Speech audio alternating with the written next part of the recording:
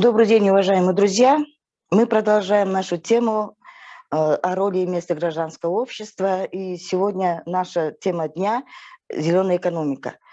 С вами буду сегодня я, Галина Давлетбаева, и у нас в гостях Динара Асиловна Кутманова, министр природных ресурсов, экологии и технического надзора Кыргызской Республики, Мария Колесникова, экологический активист, защитник прав молодежи и руководитель организации «Грим». В этом году Мария удостоилась буквально на днях высокой экологической премии Организации Объединенных Наций «Чемпионы Земли» за новаторскую деятельность в сфере защиты окружающей среды и продвижения смелых действий во имя человечества и планеты. Ох, как все. Да, Мария, мы вас от имени зрителей и от нашей команды поздравляем вас с такой высокой наградой. Конечно, это обязывает многому, то есть останавливаться на этом, как говорится, вам нельзя уже, надо действовать и продолжать дальше. Да. И, уважаемые гости, я хочу сразу вас поблагодарить за то, что, несмотря на что сегодня выходной, есть работа, семья, и вы согласились принять участие, огромное вам спасибо. И, как я сказала, зеленая экономика сегодня наша тема. Динара Асиловна, вы как опытный эксперт в области экологии, вы кандидат наук и по экологическому праву вы защищались, да?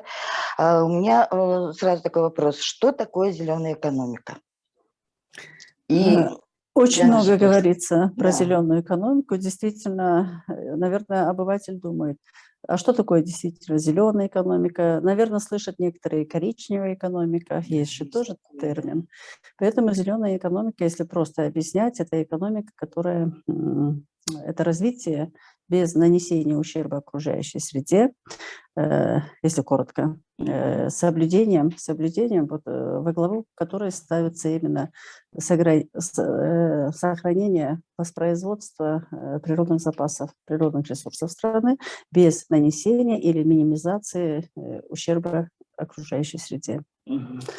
Целью такой экономики должно быть сохранение экосистемы в целом, предоставление таких экосистемных услуг, которые, принося доход населению, проживающему в этой системе, чтобы это не наносило урона и не приводило к разрушению самой экосистемы. И, конечно, тогда все вот эти действия по развитию, то есть это производство, создание новых предприятий, генерация мощностей, все это должно быть выверено и должно быть с соблюдением жестких экологических стандартов. И если уже дальше развивать глобально эту тему, в контексте изменения климата, это, конечно, декарбонизация, то есть это отказ от сжигания топлива, и еще также целое направление – это отказ от нефтегазодобычи, особенно в этом году в Глазго. Инициатива Соединенных Штатов Америки, они провозгласили отказ сдерживания, метана, который образуется при добыче газа, природного газа. Кыргызстан, мы не являемся добытчиком газа природного, но у нас есть в перспективе в стратегическом плане программе развития страны развитие угольной отрасли, потому что у нас недостаток генерации электрической энергии. Мы знаем, что у нас гидроэнергетический потенциал страны используется всего на 10%. В то же время мы испытываем дефицит электроэнергии, и, конечно, в программе у нас, как раньше закладывалось, это строительство, допустим, тепловых станций по выработке электроэнергии. Есть, естественно, еще добыча угля. И нам сейчас нужно перестраивать экономику. Если мы хотим перестраивать ее на рельсы зеленой экономики, то мы должны думать о том, что нам делать все-таки с углем, что нам делать вообще с предприятиями, которые именно являются капиталоемкими, это ресурсные направления. То есть речь идет вообще об оптимизации и рациональном использовании природных ресурсов, об оптимизации экосистемных услуг. То есть, если коротко так сказать, чтобы мы, живя, развиваясь, производя, не вредили окружающей среде, сохраняли экосистему. Скажите, пожалуйста, опять же. Вопрос к вам. Как у нас вообще с экологией обстоят дела в Казахстане? Если коротко. А потом, это же вопрос, Мария, вам. Я думаю, мы окажемся согласными. Ни для кого не секрет, что... с точки зрения как чиновника, как министра экологии. С точки зрения госчиновника, с точки зрения руководителя, который отвечает за состояние природоохранной системы, за состояние окружающей среды, я скажу, что ситуация требует очень серьезного, кардинального перестроения, форматирования всей системы природоохранной отрасли. Вот не секрет, что за год, в принципе, политическое руководство страны именно сейчас стало уделять большое внимание. В марте 2021 этого года президентом страны Садыр Нурмучевичем Чапаровым был издан указ о неотложных мерах, кардинальных мерах по обеспечению экологической безопасности и климатической устойчивости. И вот в этом указе прописаны все необходимые первоочередные меры, которые нужно принять правительству. Там, кстати, есть еще и посылы гражданскому обществу, и в стратегическом плане разработать концепцию экологической безопасности, и принять меры, значит, и по отходам, и там, кстати, тема смога, то есть все вот эти узловые проблемы там отражены в этом указе. Именно в реализацию этого указа уже 5 мая был создан Государственный комитет экологии, климата, да, вы знаете.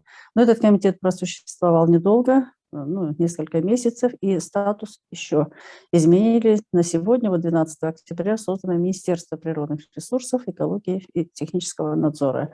И вот по этой динамике уже видно, что высшее руководство страны, оно действительно реально хочет перестроить вообще отношения к экологии в стране. Потому что экология – это, по сути же, не забота там, допустим, одного государственного чиновника или одного президента. Вот эти его шаги, действия, это демонстрация того, как у нас меняется внутриполитический вектор. И, по сути, вся страна перестраивается, она на рельсе, во-первых, зеленой экономики. Создается механизм, потому что министерство – это координирующий орган, который должен владеть, значит, и координировать все действия государственных органов, всех других министерств в области охраны окружающей среды, природоохранной политики, рационального использования природных ресурсов и, естественно, осуществления экологического контроля и технического надзора, чтобы все экологические нормы и стандарты при хозяйственной деятельности выдерживались, потому что если не будет выдерживаться, мы видим, что очень большие проблемы у нас сегодня при разработке месторождений. Население возмущается, очень много недовольных именно тем, как разрабатываются эти месторождения. Зачастую это происходит с загрязнением водных ресурсов, рек. Зачастую население недовольно тем, что вот места размещения хвостохранилищ, не совсем правильно размещаются. То есть очень большие серьезные вопросы есть вообще к экологическому проектированию. То есть уже на этапе проектирования нужно правильно выбирать места, локации, размещения этих объектов. И вообще экология сегодня, конечно, мы уже видим, что происходят массовые рубки. Мы сколько об этом говорим, к сожалению, мы не можем остановить этот процесс, и зачастую он не зависит только лишь от усилий госорганов. Здесь нужно вообще перестройка сознания всего самого общества, потому что рубку-то делают именно те же населения, жители, которые некоторые идут от бедности, некоторые просто идут с коммерческой целью, на заготовку. Вот тоже браконьерство, если брать, они эпикированные, как говорится, всеми, у них оснащение, у них машины, и бороться с этими браконьерами, как говорится, наши охотники, егеря, не оснащенные, без машин, можно сказать, босые, не обутые. Вот на голом энтузиазме это те люди, которые действительно хотят защитить краснокнижные животные. И вообще хотят, чтобы был порядок и бережное отношение к природе же. Потому что, как говорится, вот как Паустовский сказал, любить родину, значит, любовь к родине начинается с любви к природе. Потому что это все живое, Вот сохранить живую природу – это сохранить основу жизни. Поэтому с одной стороны радует, что руководство страны уделяет очень большое внимание, и практически он делает это. Садыр Нурмучевич, он как бы показывает демонстрацию политической воли на то, что он готов решать, готов дать ход всем этим процессам. И я думаю, общество должно подхватить, и прежде всего гражданское общество, потому что… Мария, что вы думаете, как у нас ситуация?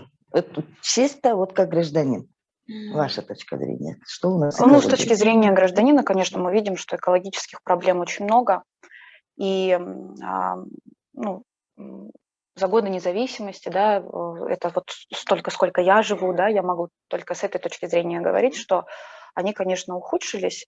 Но я тоже вижу потенциал, потому что гражданское сегодня общество в Кыргызстане очень активно. И вот я в движении всего 4 года. Но когда я начинала, я прям помню, когда еще мы не были знакомы с другими экологическими организациями или экоактивистами, не общались, не делали какие-то совместные мероприятия с муниципальными, государственными органами, мы, конечно, видели, что проблемы экологии, как нам тогда казалось, вообще очень мало кого волнуют. Но со временем, когда мы стали больше, конечно, заниматься этими вещами, мы поняли, что самое главное, что и СМИ тоже заинтересованы в освещении, да, не только проблем, но и потенциальных решений. И гражданское общество в том числе. Вот я бы хотела сказать, что есть сегодня такие инструменты. Мне просто очень радостно и отрадно видеть, что есть сегодня экомэп. Ее сделали несколько активистов, и эколог Гамал Сурункулов, Влад Ушаков, фотограф и экологический активист. И там зафиксированы все, скажем так, нарушения, которые в сфере окружающей среды есть. Там и вот эти самые хвостохранилища, несанкционированные свалки, браконьерство или, допустим, сброс воды, там, когда животные, рыбы в данном случае, допустим, погибают вынужденно, маловодье, да. То есть они там зафиксированы, и это как такой, например, я вижу это как гражданский инструмент, когда мы говорим, а что может каждый человек сделать? Неужели вот каждый человек ничего не может сделать? И я смело здесь говорю нет, потому что действия одного человека очень много значат. Когда мы начинали, мы работали в школах. И в разных школах, не только в Бишкеке, но и вот в Нарыне, да, мы работали очень активно, я помню. И тогда, в любом случае, интерактив, такое действие, какие-то, да, занятия со школьниками, но было понятно, что очень мало у них информации, они даже не задумываются, что вот они выбросили где-то фантик, что это плохо, или, что там сжигают листья, допустим, что это плохо для их здоровья, да, в первую очередь, и так далее. И вот вчера я прям заметила, не знаю почему, прям перед этой передачей, я шла мимо остановки, и я увидела и услышала разговор маленьких детей, вот первоклашки буквально. И один из них берет конфету и выкидывает фантик, прям там, а рядом урна, вот это все. И тут же 2 других мальчика подбегают и говорят, ты что, это же, говорит, экология там, заянду, что-то такое вот на кыргызском языке, да, и говорит, нельзя так делать. И я вот искренне порадовалась, потому что я вижу, что экоосознанность, она растет. И я вижу в этом большую надежду, потому что, во-первых, с точки зрения государственных органов действительно нужно взяться за вот эти проблемы, которые уже накопились. И я вижу, да, вот эту работу, она идет, я не могу сказать, что она никогда не шла, конечно, она идет. И хочется, чтобы она была более эффективная, конечно, со стороны гражданского общества всегда так кажется. Вообще людям всем кажется, что кто-то там мало что-то делает или ничего не делает, да, и кто-то должен делать вообще, а кто-то, да, только не я, да. И все же начинается со своей семьи, со своего ответственного потребления, да, и также еще очень немаловажна информация. То есть когда есть у людей информация, это как инструмент, это как на вооружение, если таким словом можно это назвать. Просто иногда люди действительно, у них есть привычка вот это сжигать поля, да, это же тоже проблема. И Чуйская область, когда в прошлом году сжигали прям поля, очень было сильное загрязнение воздуха, и об этом тоже очень много говорили. А почему это делается? Потому что есть неверная информация, что нужно, во-первых, это легче, да, то есть нужно сжечь, а во-вторых, еще есть такое почему-то, что вот эта зола, да, она поспособствует тому, что земля, урожай будет лучше. Как удобрение, да, и это все происходит, я говорю, от отсутствия информации, и вот такая вредная привычка уже была, да. Или например, те же самые субботники, привыкли прям все листья убрать, да, собрать, чтобы было чисто. А для экосистемы действительно, да, возможно, это не то, что нужно делать, там, убирать из почвы все подчистую листья. И меня радует, что и муниципальные органы, и государственные органы, и вообще и гражданское общество больше, да, работает совместно в этом направлении, потому что нужно отдавать, и уже так и происходит. ни государство, ни муниципальные, ни даже экологические организации в одиночку все это сделать не могут. И вот поэтому я верю вот в силу, извиняюсь, что так долго говорю, в силу информирования и вот взращивания вот этой экоосознанности.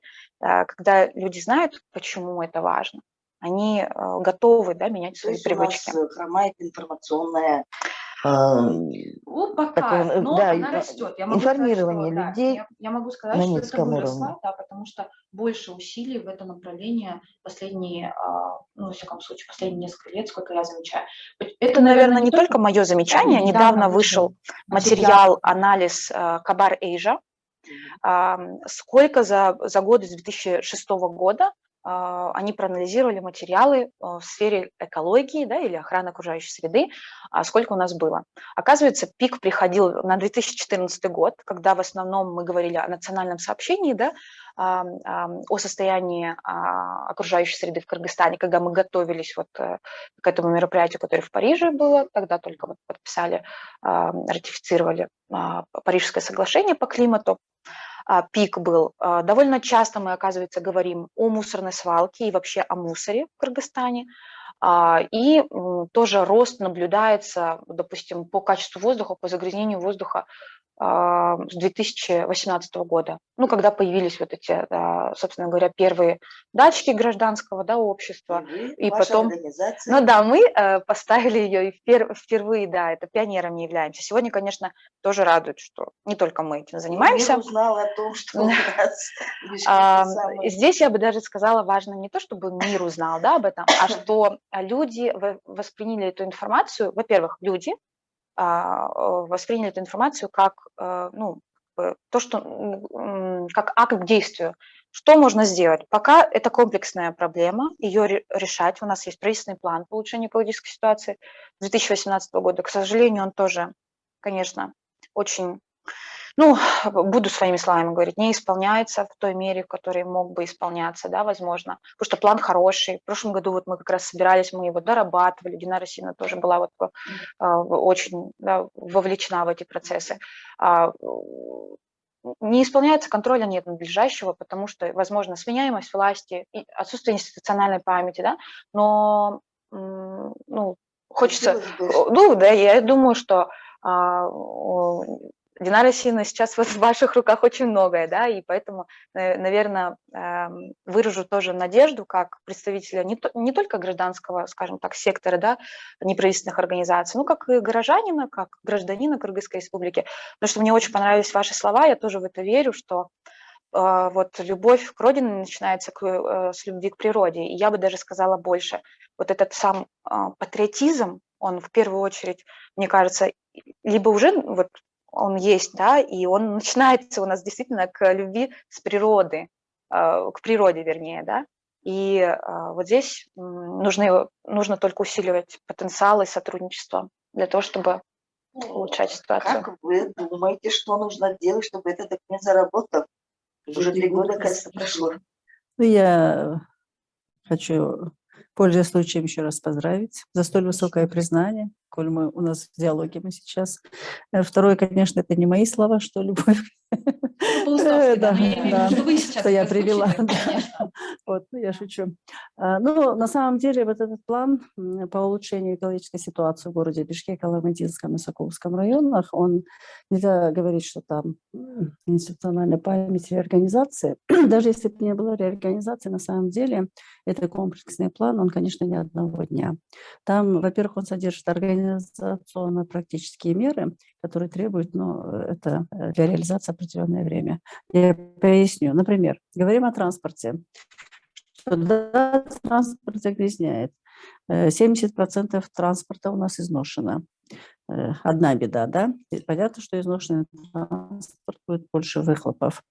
Вторая беда – это качество ГСМ завозимого. Пришли на это ГСМ К5, класс высокий, да? А мы до сих пор завозим класс К3, К4, там, К2 даже завозим. Производят у нас нефтеперерабатывающие заводы, допускается, чтобы они К3 производили. Для чего? Потому что им нужно время определенное для перестройки. Ну, с другой стороны, смотрите, проблема смога поднимается с 2016 года. 5 лет. Я здесь в этой должности год. И вот смотрите, что мы делаем. Практически действительно и там 5 лет мы не продвинулись в этом вопросе, и этот год тоже. Вот это правильно. Это хорошее замечание, и я сама недовольна теми темпами, как мы сейчас двигаемся. То есть я действительно я держу под контролем этот план. Реально, что мы предлагаем? Как мы будем переоснащать парк автомашин, да, автотранспорт. Что я вижу в других городах? Недавно только из Лондона вернулась. Сначала не могла понять в центре города, почему так тихо. А потом поняла, там в центре города запрещен въезд личного автотранспорта. Он не запрещен, а знаете так, экономически. За плату. Там парковки очень дорогие. То есть человеку легче там где-то припарковать до этого центрального участка, либо выехать и там где-то ездить, а в центре ездят такси, электромобили. Электромобили, они бесшумные, тихо, вроде бы много машин, но тихо. А автобусы, они у них на дизельном топливе, но дизельное топливо высокого качества, Евростандарт 6. И поэтому там практически я не почувствовала вот запаха гари, вот то, что у нас сейчас идет, выхлоп и так далее. Да?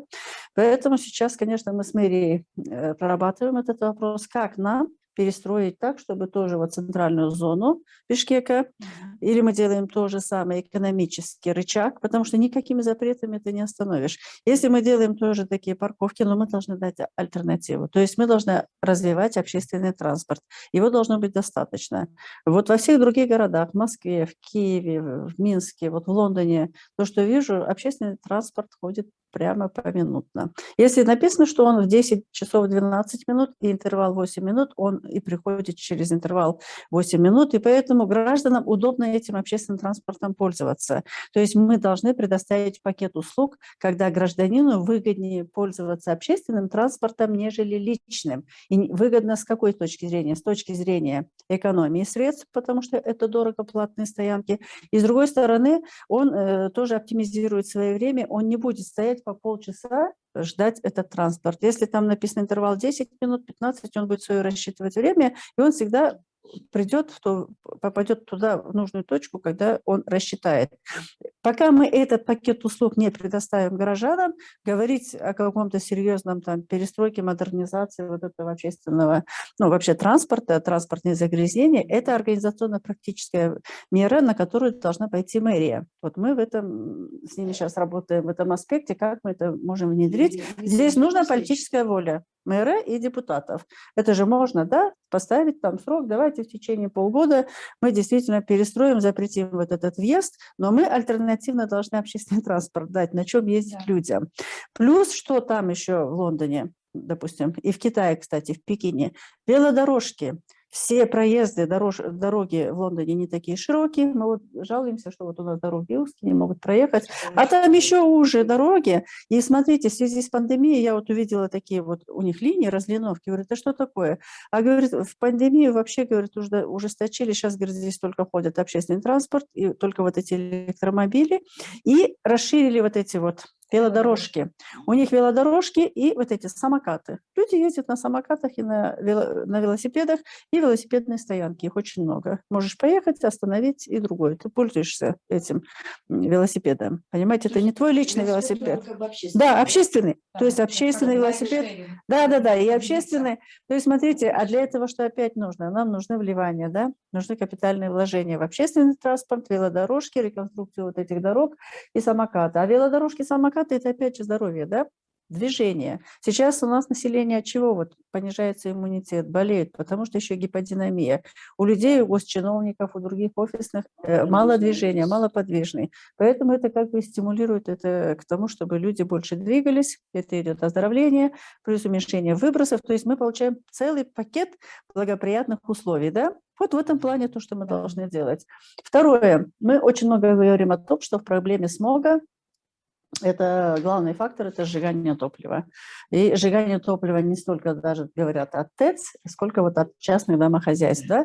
Но здесь и то, и другое важно. На ТЭЦ что происходило? Вот я недавно же в этой должности, вот мы летом проводили полностью вот инспекцию, значит, деятельности ТЭЦ, летом еще. И выясняется, что там произошла замена проектного топлива. ТЭЦ Бишкек, он запроектирован на карагандинское топливо. Почему-то постепенно вот мы сделали выборку, я дала поручение, мои специалисты сделали выборку с 1995 года, это как шла замена топлива. Как произошел отход от проектного топлива. То есть если в 1995 году там практически 90% было карагандинский уголь, и всего лишь там 10% это был ташкомырский уголь, то сейчас, на сегодняшний день, практически сейчас там карагандинского угля вообще нет, идет уголь Караджира и Шабыркуль. И Каракече, вот, потому что реконструкция ТЭЦ, проведенная в 2015 году, там были перестроены 2 котла на каракеченский уголь. То есть и мы сейчас, я дала поручение, вот летом я задала вопрос ТЭЦу, пожалуйста, скажите, сколько тонн было выбросов в 1995 году, когда вы жгли карагандинский уголь, и сколько стало выбросов в 2015 году, когда вы перешли, вот практически отошли от проектного топлива, топите не проектным топливом, потому что от характеристики и качества угля зависит количество выбросов. Чем качественнее уголь, тем меньше выбросов. Чем он некачественнее, тем больше выбросов. Вот. И мне не смогли на ТЭЦ предоставить эти цифры. И меня что еще больше удивило, в самом Госагентстве охраны окружающей среды, которое я приняла, даже не было отдела охраны атмосферного воздуха. Я говорю, извините, 5 лет мы говорим о смоге, а какой отдел в Госагентстве занимается охраной атмосферного воздуха, проблемой смога? А у нас, говорит, нет отдела. Мы расформировали его. То есть с момента создания Госагентства охраны окружающей среды в 2005 году, смотрите, я пришла в 2020 году, через 15 лет, были расформированы практически все отдела охраны окружающей среды. Не было отдела охраны атмосферного воздуха, не было отдела охраны водных ресурсов, не было отдела управления отходами, вот, в том числе и твердыми бытовыми отходами, там 5 классов отходов. Я была просто в шоке. Сказать, вот, что это был просто для меня шок. Говорю, извините, а кто тогда управляет, и кто вот это планирует, и кто этим управляет? Экотехинспекция, я говорю, извините, она контролирует, а где политика? Вот, и первый вопрос, который я тогда поставила, тогда еще в правительстве, говорю, пожалуйста, мне нужна помощь, потому что мне нужно создать орган. Практически органа по компонентам окружающей среды нет. То есть мне нужно создать управление промышленной экологией. Все вот эти отделы. Вот чем я и занялась. Но это сейчас есть. Сейчас мы его создали, да. Но вы знаете, вот эти реформы, они вызывают сопротивление вот той части, такая часть тоже есть, которые не любят перемен, да. Они вот привыкли как работать, вот как говорят, тепло и сыро, и хорошо, да, и никто не трогает. И вот эта часть начинает недовольство, начинает интриги плести. Они, вы знаете, наверное, слышали, сразу организовали митинг, что там, извините, неправильно работают, неправильная политика. То есть определенная масса чиновников, они, к сожалению, вот госсистема, она пришла к такому упадку, практически мы находимся, я думаю, на дне, дальше уже некуда. Во-первых, мы потеряли весь качественный состав. Из-за маленькой зарплаты, небольшой, из-за отсутствия материального стимулирования произошло просто вымывание профессионалов. Они ушли в международные проекты, ушли экспертами в международные проекты, консультантами, те, кто более обладали какой-то компетенцией. Оставались те сотрудники, которые, может быть, не смогли уйти, но они физически уже, как говорится, это старенькие сотрудники, а замена поколения нового не выросла. А потом пришли поколения, как говорится, из ЗБС 90-х годов, которые покупали корочки. Помните, один был период, когда сказали, все уходят в бизнес, можно быстро бизнес сделать. Было же какое-то веяние. И просто, как говорится, качество высшего образования. Вот сегодня самая большая беда государственных органов – это отсутствие кадрового потенциала. Потенциал очень низкий, в силу этих причин, что низкая мотивация, отсутствие материального стимулирования, а молодежь сюда продвинутая, креативная, она не идет из-за маленьких зарплат. А привлечь сюда других сотрудников, нужно им создать условия мотивации. Вот мы сейчас, для меня, как руководителя государственного органа, первейшая задача, значит, привлечь кадры, но им создать материальное стимулирование. Вот этим я и занимаюсь. То есть мы сейчас открываем Центр экологических исследований, консалтинга и аудита. Там у нас будет компонент повышения квалификации наших же сотрудников. Сейчас разрабатывается программа обучения. Мы будем посылать на эти обучающие обучающие курсы, особенно вот молодых, вот, которых я привлекаю. Мы сейчас на конкурсной основе пытаемся набрать выпускников, тех, которые заканчивали с отличием, ну, у которых мы всегда смотрим оценки, 5, 4, да, ну, чтобы вот люди, которые вот именно хотят заниматься экологией профессионально. Да, и обучаться будут, я сейчас уже провела отбор учебных программ. Есть очень хороший центр, называется это «Гарант», Санкт-Петербург. То есть Санкт-Петербург, там очень хороший вот этот учебный центр.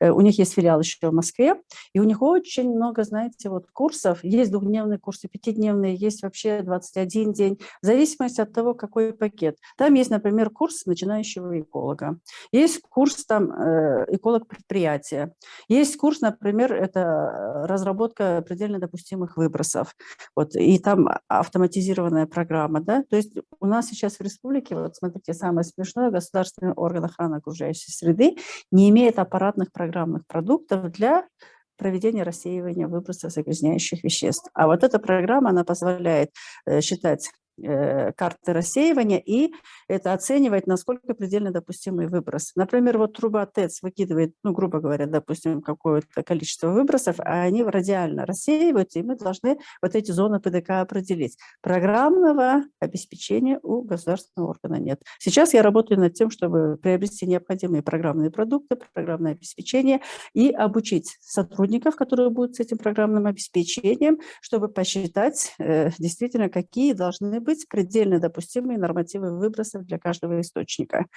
Потому что у нас принцип регулирования охраны окружающей среды, вот эта политика, она строится еще, один из принципов, это принцип ограничения, то есть нормирования. Мы устанавливаем нормативы, да, до такого-то предела это тебе можно, выше такого-то предела это нельзя. Это называется предельно допустимые выбросы, предельно допустимые сбросы, предельно допустимое размещение отходов в окружающей среде. Вот эта система экологического нормирования, она напрочь убита, мы ее должны создавать. Вообще вот в новом ведомстве, в новом министерстве мы, можно сказать, практически природоохранную систему, та, которая была разрушена за 15-20 лет, мы ее сейчас практически создаем с нуля.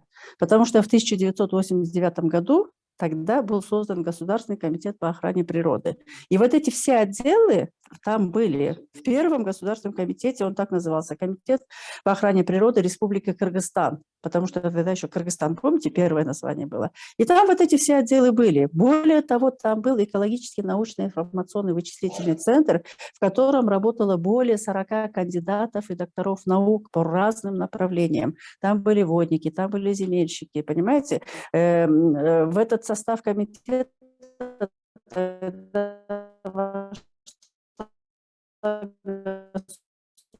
Государственная инспекция по охране атмосферного воздуха.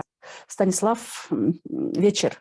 Я просто с ним работала. Я тогда работала на стекольном заводе, и я сначала была мастером смены, потом перешла инженером по этим очистным системам. И я тогда сдавала, тогда еще на заводе, отчеты 2 ТП «Воздух». Я вот тогда со Станиславом Вечером столкнулась, и практически мы вот эти все выбросы просчитывали. Он был очень строгий, и ему очень многие предприятия этот отчет не могли просто создать. Он посылал по 10 раз пересчитывать, заставляли. И этой системы нет, понимаете? Вот. А я-то прошла от истоков, потому что я сама вручную считала эти выбросы, отчеты. И представляете, вот эта госинспекция по охране атмосферного воздуха, созданная, перешедшая в Госкомитет по охране природы, она за 15 лет просто растворилась, вымылась, уничтожилась, и потом в конце отдел уничтожился. Да, да, все почти это. все мы... И вот вы как раз у вас прозвучало про обучение, и то, что вы привлекаете молодых специалистов, выявляете, привлекаете. Я думаю, как бы и реклама, вот, пользуясь случаем, да, и как бы пошла реклама, чтобы молодые люди, вот если не они, то кто, да? Надо передавать, да. Прямо призываю к тому, чтобы вы не бойтесь, что сейчас пока низкая зарплата. Конечно, они приходят, специалист молодой, начисление 15 тысяч сом. С чего он начинает? На руки там получает 12 тысяч сом. Конечно, это мизерная зарплата, но я им говорю, ну потерпите год, потому что и президент страны, и вот председатель кабинета министров Акылбек Субекович Джапаров, он сейчас готовит вот пакет мер для стимулирования именно государственных служащих. Вы знаете, что уже совсем вот месяц назад буквально президент страны подписал, наш президент подписал закон, обновленный закон о государственной службе. И там есть прописано четко, что государственным служащим нужно обеспечивать социальный пакет, что можно компенсировать транспортные расходы на питание, оздоровительные. Ведь это все было убрано. Понимаете, сейчас госслужащие сидят на голой зарплате, без премирования, без материальной, вот это оздоровительных, то, что это было. Мы сейчас как-то, кабинет министров это прилагает все усилия к тому, чтобы сохранить вот какой-то вот хотя бы вот этот потенциал, хотя бы сохранить тех, кто работает, и создать, привлечь мотивацию для молодых вот специалистов, программу. Пожалуйста, вот это вот очень хорошо, такая реклама. И есть возможность ваша улучшить наше экологическое состояние, внести свой вклад в это. Давайте, подходите, и можно работать. Да, я сама провожу собеседование и сама обучаю. Я практически уже в преподавателя превратилась, потому что вот совсем недавно, 3 месяца назад, это пришел студент, значит, у него, вот я всегда смотрю оценки, и я говорю, ты с отличием закончил? Он говорит, нет. Посчитали, у него 2 четверки, не хватило 2 пятерок, чтобы получить красный диплом. Я ему говорю, а вот где ты видишь в моем министерстве, в нашем, ну не в моем, в смысле, это в нашем министерстве, я говорю, где ты видишь себя, свое место? И вот что мне удивительно, он говорит, в отделе охраны атмосферного воздуха. А я вот никого не могла туда подобрать, потому что люди, когда видят, что надо расчеты вот эти детальные, ну, чисто техническое, не хотят просто. А я так удивилась, говорю, ты, говорю, хочешь сесть на расчет, это, а почему? Мне так интересно стало, задаю вопрос. Он говорит, изменение климата, парниковые газы, ограничения, реестры, это же, говорит, это же перспектива, будущее. Я думаю, человек, значит, читает в интернете, смотрит. И я его сходу, да, и он сейчас учится, у меня вот он учится, считает, я ему методики все даю, все. И вот я хочу, чтобы вот такие люди, молодые, сами, приходя вот к нам на конкурс, конкурсная комиссия работает, чтобы уже сами могли сказать, где ты свое место видишь. Он должен видеть, где он Конкретным где он таким может примером самореализовать. подойдем, да? Мы видим, что ну, вот даже на примере нашего города, это вот баклажки. Пластиковые бутылочки наши, несмотря на то, что даже устанавливаются вот эти урны в виде формы, да, сетки, бутылки, да, все равно люди как-то мимо или же не хотят туда бросать. Ну, есть такая проблема. Видим, что вот буквально вот я вчера приехала с Нарына, вот по дороге вижу, что у нас везде и всюду это пакеты, полиэтиленовые пакеты. Вот взял, выбросил и все. Эти же самые пластиковые бутылки, да. Мусор у нас везде. Что нам с этим делать? У нас нет мусороперерабатывающего завода. Вот в этом направлении что может у нас гражданское общество сделать? Вот ваш взгляд, Мария, на это. Помощь. Вообще, знаете, да, что есть такой день Всемирный день чистоты. Вот обычно в сентябре, и в этом году уже повторно Кыргызстан занял 1-е место по количеству вовлеченности населения в сбор мусора не только в один день, это делается там в течение нескольких недель. И вот есть такая гражданская активистка, если ее можно так назвать, Айджан Чыныбаева, которая еще в 2015 году, если я не ошибаюсь, вот у нее была такая идея начать очищать Иссык-Куль своими силами. И вот она собирала группы. Сначала это были группы из Бишкека, которые приезжали, да, очищали, ну, просто элементарно. Сначала собирали. Потом со временем появились такие перерабатывающие, ну, цеха, можно сказать, предприниматели, которые подумали, почему бы нам не перерабатывать. Потому что из бутылок можно делать, допустим, там, какие-то тазы, ведра или горшки от цветов. То есть этим все-таки занимаются, да, определенная часть людей и предпринимателей сегодня. И вот сегодня опять, да, как это выросло. В 2015 году сначала у нас было только вот такое небольшое движение. Айджан собирала людей, там других, конечно, ну, кого я не знаю, другие тоже люди туда вовлекались активно. И потом уже, начиная с 2020 года, если не ошибаюсь, или даже 2019, туда активно вовлеклись и государственные органы. То есть это уже такой масштаб очень большой, да. И более того, эти пластиковые бутылки, они, вернее, не только пластиковые бутылки, пластик отдельно собирается теперь и перерабатывается тоже. То есть сдается вот предпринимателям, и они Разовая, да. но вот осознанность растет. Мгм. И, кстати, вот эти вот сетки, да, Мгм. они же тоже установили сначала, бизнес задумался, ну где-то, да, то есть Мгм. так, какие тенденции, да, сейчас, что можно сделать. И даже те, которые не занимались переработкой, например, ну, я не буду даже сейчас примеры приводить, это вот такая ответственность бизнеса. Они заказывали, да, и ставили эти бутылки, сетки, но быстро поняли, что так это не работает без информирования. То есть люди туда до сих пор что попало кидают, к Да, сожалению. да. И поэтому здесь нужно, ну, я думаю, это, наверное, я не знаю, проще это сказать или нет, так как мы работаем часто со школьниками и со студентами, мы видим, что вот там это зарождается. То есть очень часто... Надо же начинать да, с там, малых, да? да. Это правильно.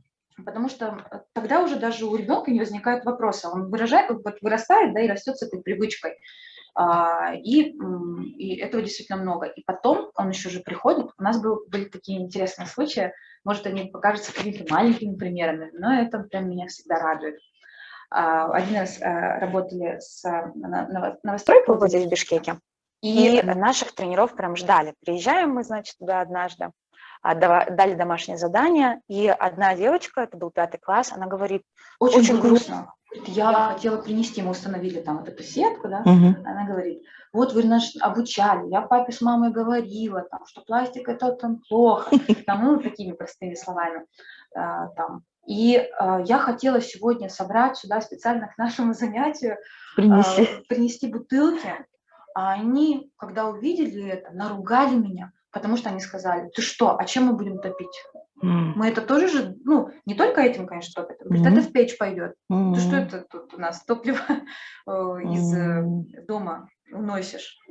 То есть опять такое ощущение, да, что если горит хорошо, оно же вот так вот раз и пшик, то это значит хорошее топливо. Но опять нет информации, что люди дышат ядом, можно сказать, да, при этом. Но есть же и другие истории, когда дети тоже обучают своих родителей. Ну и в целом я говорю, что, может быть, я ограничена, скажем так, только своей работой, информационным пузырем, в котором я нахожусь, да, потому что у всех сегодня есть. Но вот то, что мы видим, то, с чем мы работаем, результаты есть, и они, конечно, невозможны. Еще раз хочу об этом сказать. Я думаю, это понятно, но сотрудничество на всех уровнях. И бизнес, и государство, и гражданские активисты, и вот горожане, которые становятся потом активистами, да, это очень важно понимать, когда мы можем усиливать друг друга.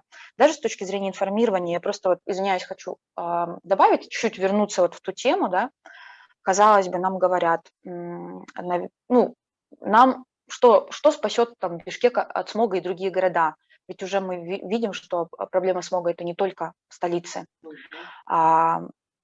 И нам говорят, ну, наверное, это же только газ. То есть только газификация нас спасет. А тут другая уже проблема, да? То есть цены на газ, потом не во всех новостройках проведен, потом людям нужно специальный котел купить, да, то есть они не готовы, да, допустим, покупать. И при этом мы говорим о том, что есть другие выходы, например, энергоэффективность.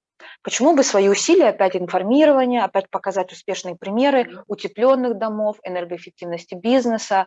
Ну и, конечно, я не могу, как представитель экологической организации, не упомянуть, что нам нужно уже сегодня заложить, хотя они вроде бы есть, до 2018 года существует документ, да, вот развития зеленой экономики, но хочется еще больше внимания государства, но на поддержку развития альтернативных источников энергии, да, вот это энергия солнца. Отлично. Да. Вот по возобновляемым источникам энергии как раз это вот альтернативные Если коротко об надо этом. сказать, да, я чувствую, что Времени, да. Да. Во-первых, у нас закон принят о возобновляемых источниках энергии. И сейчас именно в рамках после Глазго мероприятий у нас разработан пакет мероприятий по митигации, это снижение выбросов. И снижение выбросов, вот как я говорила, за счет дополнительной генерации электроэнергии, микрогэс. У нас в планах Кыргызстана, значит, построить, как президент Садыр Нурматович Джапаров озвучил, слышали, наверное, в докладе, мы хотим построить, намерены, по крайней мере, около 200 микрогэс и около 30 больших гидроэлектростанций. Сейчас эта программа, она это активно прорабатывается. Наше министерство уже, значит, это создан Национальный совет по водным и земельным ресурсам, председателем которого является президент. Наше министерство является секретариатом. Я являюсь заместителем председателя этого Национального совета. И этот Национальный совет, это в нашем министерстве как секретариат будет выступать государственная водная администрация. То есть мы создаем сейчас все правовые и экономические механизмы стимулирования строительства малых ГЭС, микрогэс. И если мы поэтапно построим хотя бы год 50, 100 микрогэс, это дополнительные мощности, то, конечно, это будет большой толчок для того, чтобы, например, встает же вопрос, все-таки когда ТЭЦ мы сможем вынести за черту города, уже в центре практически сейчас стоит.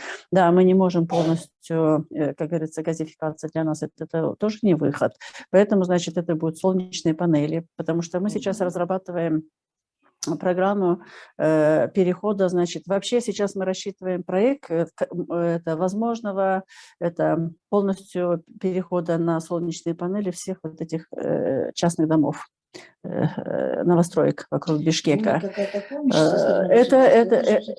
Это как раз нет, это как раз проекты, которые должны именно грантироваться. Это должно быть грант и половина, допустим, кредита. То есть это как раз те средства, которые мы будем и стараемся привлечь из Зеленого климатического фонда. Вот это то, что мы начинали с зеленой экономики тема. И это Зеленый климатический фонд, он и создан для оказания помощи развивающимся странам, для того, чтобы выполнить свои обязательства по снижению выбросов, значит, парниковых газов. И мы это обязательства приняли, в Глазго мы их озвучили, у нас достаточно амбиций, мы к 50 году, значит, намерены достичь углеродной нейтральности, а для этого мы, естественно, просто вынуждены будем вопрос решать, значит, это сжигание топлива, отопление частных хозяйств. Кроме того, мы сейчас запускаем проект, я же сказала, пилотный проект это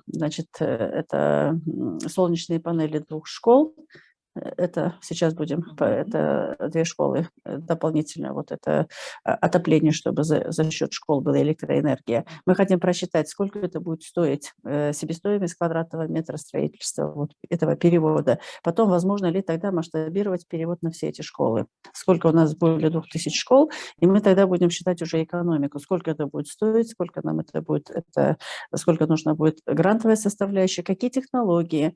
И что сейчас радует, сейчас еще появились, если раньше солнечные панели были очень дорогие, сейчас уже появились каждый раз новые технологии, идет уменьшение себестоимости. Мир двигается в этом направлении. Например, тоже новое направление – водородная экономика. Да? Лет 5 назад производство водорода было страшно дорогое. В этом направлении очень сильно работает Япония, Австралия и США, да, по поиску технологий. Сейчас эти технологии уже удешевляются. И действительно эти развитые страны, они конкурируют в производстве водорода, потому что это тоже будущее. А у нас страна, у которой огромный гидропотенциал, мы должны просто работать именно над этими прорывными идеями, прорывными технологиями, инновации, ноу-хау и так далее. Вот это именно наша задача. Спасибо. Мы разобрались, используем солнечную энергию, Да. Используем водные ресурсы. А как с ветром? Коротко. Ветровая энергия, насколько вы, наверное, в литературе читаете, к сожалению, себестоимость ее высокая. Опять же, знаете, все это у нас доступно. У нас и ветровые зоны есть, у нас солнца очень много. Почему мы солнце тоже не могли бы так привлекать? Это потому что все-таки это было дорого. Да? Вся энергия, производимая на возобновляемых источниках, она, естественно, дороже, чем гидроэнергия. Гидроэнергия самая дешевая сегодня. И у нас да, но тем не менее, менее, мы должны потенциал Солнца очень хорошо использовать. Почему? Потому что не так вот, что мы будем строить, например, солнечную станцию, потому что если строить солнечную станцию, опять потом все равно встает вопрос утилизации этих панелей, там, замен. Как локальная, автономная, как резервная, дополнительная, это великолепно будет работать. То есть здесь должны быть комбинированные модели. То есть основная часть, например, за счет электроэнергии, которая выработана на гидропотенциале, то есть это вода, плюс солнечная, она, которая будет покрывать какую-то часть. Плюс у нас всегда в частном секторе должно быть резервное и газовое или твердое топливо, потому что нужно как бы риски, да, обезопасить, что на случай, если отключается электроэнергия, на случай это и какая-то дополнительная генерация. Плюс еще, конечно, это очень хорошая идея наружное освещение перевести полностью на солнечную генерацию, потому что в Китае, во многих странах уже давно наружное освещение работает именно на солнечных маленьких панелях, которые днем накапливают энергию, и этой мощности хватает на то, чтобы ночью это освещать. Это беспроводное, очень эффективное. То есть идет вопрос о том, как локальные источники генерации Хорошо, выработать. еще вот вопрос. Если можно коротко, сортировка мусорных отходов. Нам уже много лет мы говорим, и гражданское общество постоянно поднимает вопрос о том, что нам нужен мусороперерабатывающий завод. И рекультивация нашей свалки, которая постоянно горит. Да, Да, что делать, Здесь опять, если коротко? проблема ножницы. Есть ли вообще в планах? Смотрите, есть проект ЕБРР, который работает уже давно, и стоимость этого проекта по модернизации Бишкекской городской свалки стоит 22,5 миллиона евро. Половина этого проекта уже деньги использованы, но использование нерационально, как раз наше министерство сейчас занимается полностью инвентаризацией, как так произошло, что проект неэффективный. Я могу вам открыто сказать, проект неэффективный, абсолютно никакой пользы от него нет. И то, что они там собирались строить этот мусоросортировочную линию всего за 6 миллионов долларов, это чистейшая коррупция. Я это могу доказать, показать и так далее. Там очень много ошибок в проектировании. Вот поэтому мэр принял, мы 2 раза писали письмо в мэрию, говорили о тех рисках, технических рисках, о допущенных ошибках, и мэр города принял абсолютно правильное решение остановить этот проект. Теперь эта компания, которая была подрядчиком, подает, по-моему, на мэрию в суд. Мы сейчас будем с этим разбираться, потому что то, что они допустили, то, что они без разрешения, при неправильном проекте начали работы, они на дне карьеры построили офисное здание почему-то решили перестраивать. Там очень много таких вот проектных ошибок. И почему тогда, куда смотрели наши государственные контрольные органы? Да. Нам нужно что? Смотрите, вы все время говорите, нужно сортировать. Механическая сортировка – это опять электроэнергия, оплачиваемый труд, то есть что у нас происходит удорожание. Любое удорожание услуги – это ложится временем на тариф населения. Готово ли наше население к повышению тарифов на вывоз мусора? Вот поэтому я говорю, поэтому здесь проблема должна начинаться не с конца, мы же в конец идем сортировка, а сначала разделять. Сейчас проблема, нужно все время разделять, то есть сделать раздельные контейнера, да, сетки, мы отделили пластик. Дальше. То есть вообще проблема сводится, если коротко, разделить неорганический мусор от органического. Если мы научимся хотя бы оптимально пищевой мусор отделять от непищевого, это намного сэкономит средства для последующей обработки. Вот от наших зрителей поступил вопрос, есть ли у государства стратегия или план на ближайшие годы сохранения экологии, меры по сокращению вредных выбросов в атмосферу? Да, мы же только что сказали, 5-летний план, и сейчас идет его реализация. Отлично. Он в 23-м году как раз, да? Да, 23-го да. года. Есть план, есть это, но мы сейчас ищем источники финансирования и реализации. То, что я говорила, там 2 аспекта. Организационно-практические меры и чисто те, которые требуют финансовых ресурсов. Мы всегда говорим, что у Кыргызстана денег нет, то надо привлекать деньги, даже на экологию, естественно. А вот у меня просто такое... предложение, что ли. Кыргызстан может стать самой экологичной такой страной, республикой, хотя бы в Центральной Азии. О, это было бы просто замечательно, мне кажется. Ну, да, Потенциал-то есть. вот это Да, да. Огромный потенциал стать экологичной страной с развитием экотуризма, чтобы мы зарабатывали именно на экосистемных услугах. Именно вообще, вот мое видение, Кыргызстан должен зарабатывать на экотуризме. Не столько, насколько там развитие добычи и так далее. Да? Если добычу мы месторождение разрабатываем, то только строго по стандартам, по экологическим стандартам. И нам сейчас нужно определиться, сколько нам нужно разрабатывать месторождений. Определить все-таки, а не вот так вот, что мы там выдаем. Очень много лицензий выдали. Сейчас, кстати, вот государство, правительство, наше министерство начало инвентаризацию. Да, мы начали регулировать и контроль. Задача стоит учет и контроль. Не секрет, что после развала Советского Союза наибольшим достижением этого развала явилось полностью развал учета. А если где нет учета, там нет контроля. Вот то, что мы сейчас и делаем, пытаемся все это восстановить. Давайте. Нужно определенное время. Коротко. просто скажем о том, что у нас вырубка деревьев, это, да, понятно, да, это боль. Что в этом плане будет делаться и как гражданское Вырубка общество... деревьев вы имеете в виду? Ну да, или все-таки или это вообще проблема везде. Буквально, я же говорю, я вчера ехала и вижу, как они загружают телегу, вырубают хорошие деревья, молодые деревья. А вот, ладно, ты вырубил. Ну, понятно, сейчас на топку нужно отапливать дома и так далее. Ну, надо же что-то делать. Ты вырубил это дерево, этого дерева нет, но дерево растет долго. Посадить вместо одного 3-5.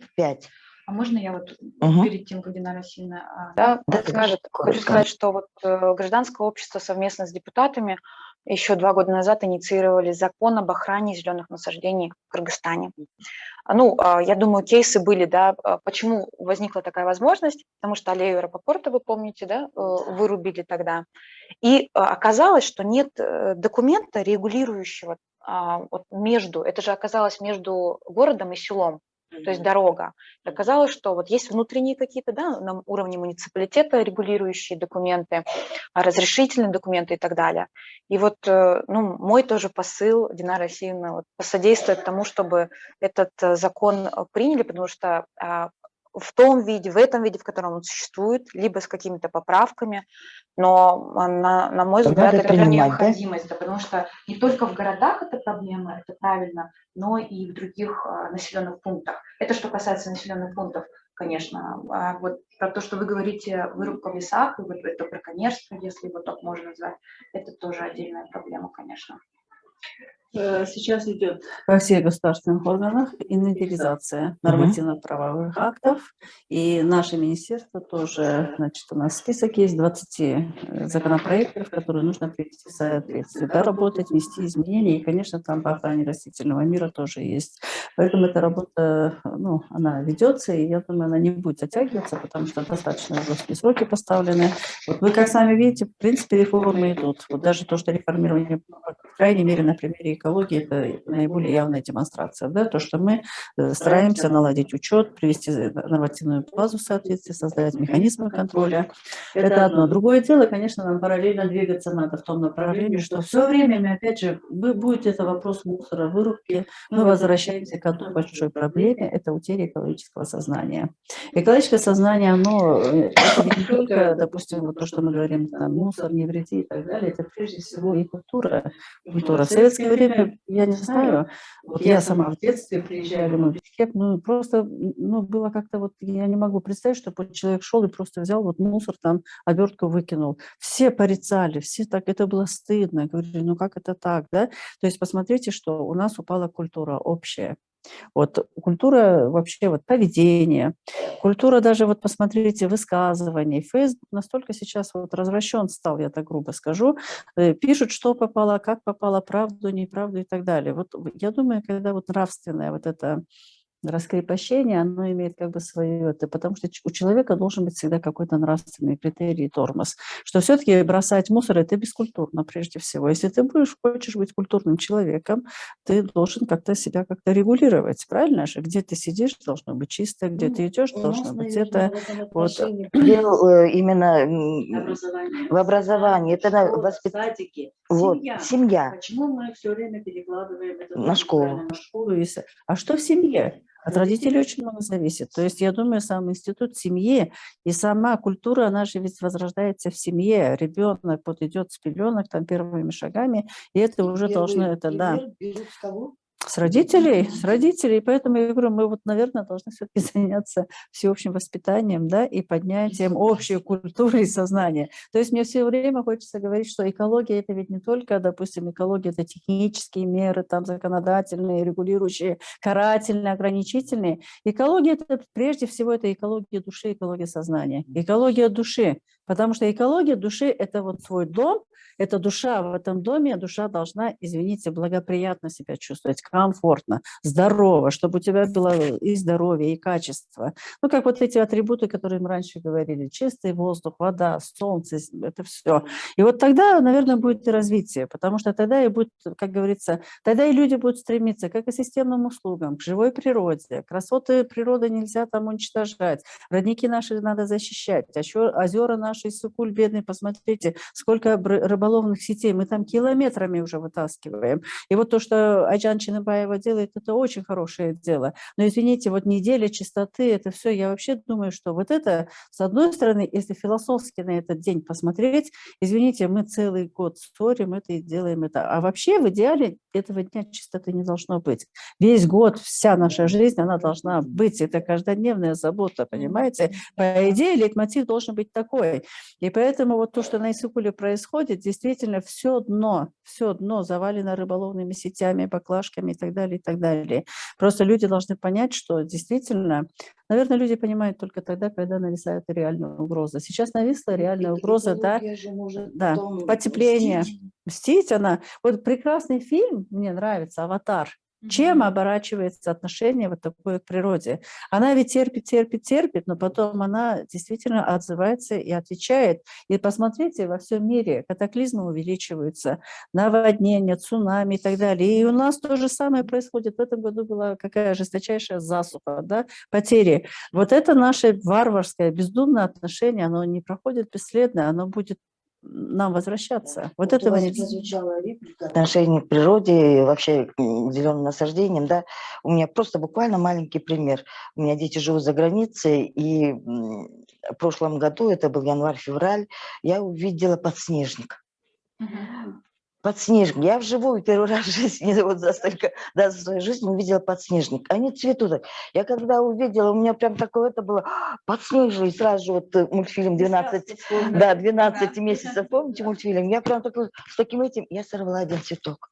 Сорвала, и потом пришла домой, положила журнальчик, чтобы он высох, чтобы я могла приехать сюда и показать. Вот, я видела подснежник вживую, да. Буквально через пару дней мой внук увидел этот цветочек засохший.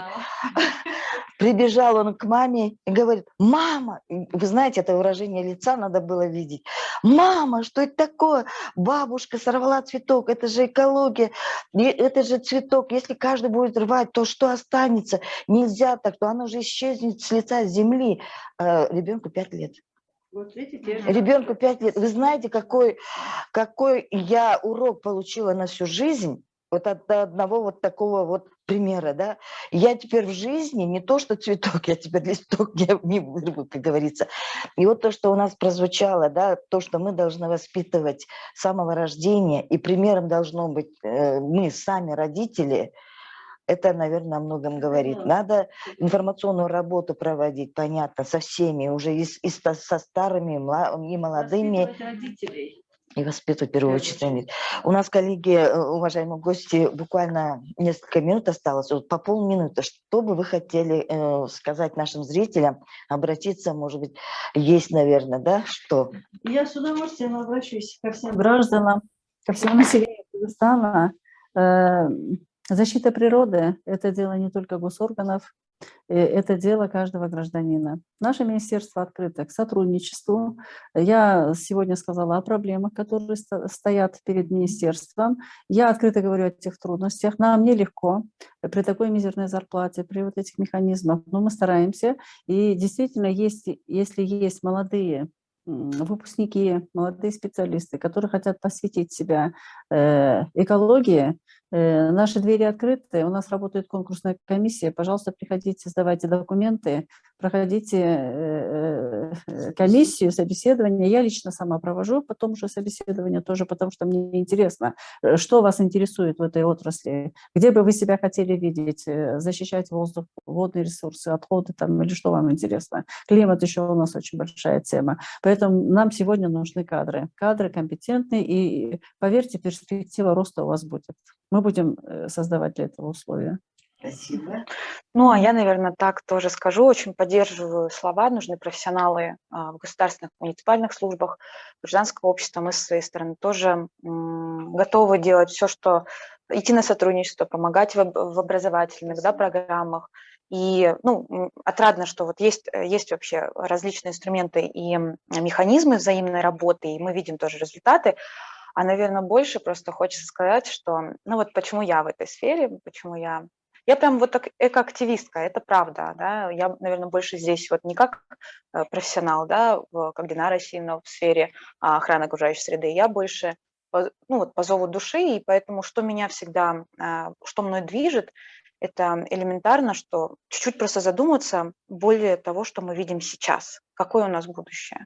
То есть у нас такая уникальная страна, да, не зря ее называют второй Швейцарией из-за того, что у нас такие прекрасные горы. Это вот у меня все началось оттуда. Я горный человек, и когда я видела, что там есть мусор остается, мы вот такие люди, да, настолько потребители, что приносим вот из города, где есть вот вся уже инфраструктура, мы оставляем вот этот пластик, который там до 400 лет, да, может просто разлагаться, мы оставляем свои следы. И это может всего касаться, и также убийством животных, да. И вот мой призыв, он простой. Если не ты, то кто? Да? И если не я, то кто? Когда мы будем начинать прежде всего с себя, очень много вопросов просто сами по себе они останутся, и мы найдем на них ответы. И когда каждый из нас будет ответственным по отношению к окружающей среде, к природе, то, я уверена, мы будем жить в прекрасном Кыргызстане в гармонии с природой. Отлично, спасибо.